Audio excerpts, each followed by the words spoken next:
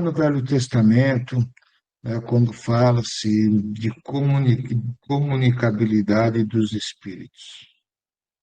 Não se falava em mediunidade, não se falava em espiritismo, ninguém tinha noção de nada. Só que os espíritos se manifestavam de tudo quanto é jeito, até de uma forma muito bruta, né? E o que acontecia? Qualquer ser que tinha, veja, um despertar de mediunidade, né, que acabava provocando alguns efeitos físicos, porque na época os fluidos eram muito pesados, né? Tinham muitos fluidos, até se nós pararmos para pensarmos, o próprio tamanho do corpo do ser humano, do animal, né, era diferente, né? E então o que acontecia? Aqueles menos ou mais desprovidos de conhecimento, né, idolatravam esses seres como deuses, né? E colocavam uma pompa sobre eles. Eles abusavam, esses espíritos malfeitores, não eram malfeitores, espíritos zombeteiros. Acho que a palavra correta é essa, tá? Usufruía, né, da ignorância da época, né? Tinha os postes ídolos, que eram adorações a imagens, a seres espirituais. Veja, está tudo lá, né, no Velho Testamento. Depois, isso, lógico, falando um pouco da época de Moisés ainda, né? Tá? E no próprio momento que Moisés está em cima do monte, onde foi ele em busca, né, das leis de Deus, assim intuído por espíritos, podem ter certeza disso, tá?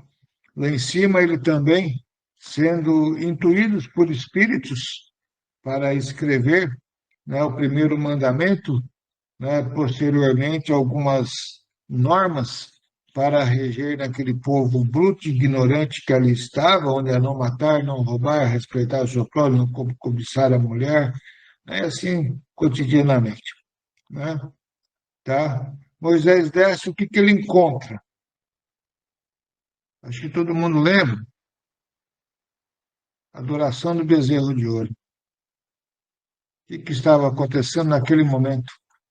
Um monte de pessoas influenciadas por espíritos zombeteiros.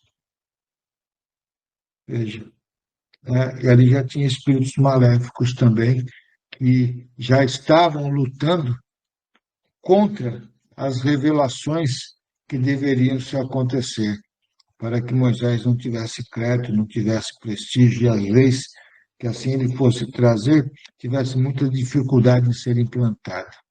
Moisés era uma pessoa firme, foi um grande líder, né?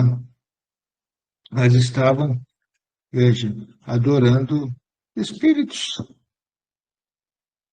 dentro das comunicabilidades que ali estavam acontecendo. Talvez, apenas alguns exemplos para a gente ver que, quando fala em comunicabilidade, em comunicação dos espíritos, está por todos os tempos, né? Tá?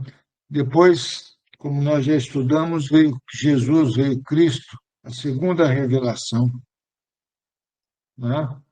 Aonde traz ensinamentos maravilhosos, onde começa a mostrar a verdade da vida eterna, da vida espiritual, do Deus de amor. E o amor começa a traçar, através das parábolas e dos ensinamentos, que assim, né, ele colocava, e das suas atitudes diárias, né, de que existe algo acima da terra. Veja, Jesus foi bem claro dessa forma. E o que mais ele fez, além de doutrinar os seus irmãos, que era o povo, a humanidade, ele curava e expulsava demônios. Veja, o curar com a ação do magnetismo da qual ele tinha em abundância, com auxílio de espíritos superiores. Expulsava demônios com a sua autoridade da moral, da qual carrega consigo até hoje. Hoje está muito mais do que naquele tempo, porque evoluiu-se muito mais. Expulsava demônios, espíritos malfazejos, que ele assim dominava aquelas mentes enfraquecidas, principalmente daqueles espíritos reencarnados naqueles corpos, que devedores eram para com eles. Veja, então ali já existia uma obsessão muito grande, chegava até a ter fascinação, veja, naqueles seres que eram influenciados até mesmo pela própria ignorância. Então a facilidade era muito grande, porque qualquer coisa já se entregavam, já adoravam, veja, né? Só entravam-se em desespero quando tinha um caso realmente anormal, né? De uma obsessão tão grande de querer aquele espírito destruir, né? Ou coibir a trajetória daquele que reencarnou naquele corpo tão comprometido e daquele espírito sem moral e endividado com o mal.